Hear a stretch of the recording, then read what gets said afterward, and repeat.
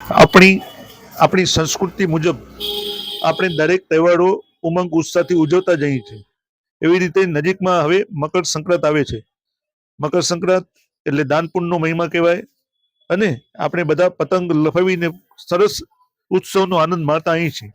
પણ એ સાથે ઉત્સવની સાથે મજાની સાથે પણ જીવદયાનું કામ થાય તો એવો સરસ વિચાર મારા નાના ભાઈઓ બે ને મારા શેઠ અમારા દાતા એવા શ્રી ભદ્રેશભાઈ મહેતા અને ચિરાગભાઈ શાહને આટલી વ્યવસ્થામાં પણ આજથી અમુક વર્ષો પહેલા વિચાર આવ્યો કે મિતેશ કે સંક્રાંત પત્યા પછી ને ત્યારે અનેક દોડો ઝાડો ઉપડો રસ્તામાં ધાબાઓ ઉપર શેરીઓમાં અનેક જગ્યાઓ જેમ તેમ પડી રહેતી હોય છે.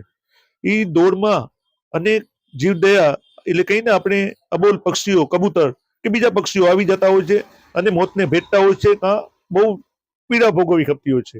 ઘણી સંસ્થાઓ એમની સારવારની તો જવાબદારી લે જ છે, પણ આ દોડો જો વ્યવસ્થિત એકત્ર થાય, એક જગ્યાએ થાય, લોકોમાં અપીલ કરવામાં આવે, લોકોને જાણ કરવામાં આવે, લોકોને અવગત કરવામાં આવે, હું ભદ્રેશભાઈ અને ચિરાગભાઈને સૂચવ્યું ને ખાલી એ દોડો જે એકત્ર કરી જાય એનો અમારા તરફથી અમને રોકડ પુરસ્કાર પણ આપીએ એવો છેલ્લા ઘણા વર્ષોથી અમે પ્રયત્ન કર્યું છે.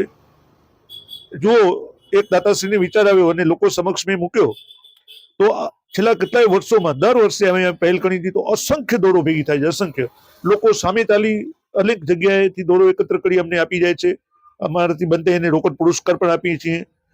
એવી રીતે આ વખતે પણ સંક્રાંતિ અગાઉ જેમ દાતાશ્રી અરજ છે તેમ હું મિતેશ લોકોને જીવદયા પ્રેમીને અપીલ કરું છું કે આપણે જ્યાં પણ દોડો હોય ત્યાં મને નાગર ચકલામાં મારી ઓફિસે 11 થી 6 ની વચ્ચે મારા નંબર પણ લખી લેશો 9926533766 ઉપર ફોન કરીને દઈ જશો તો મારા એક જીવદયાના કામમાં એક સરસ કામ થશે ને એક પુણ્યનું ભાથું બાંધશું.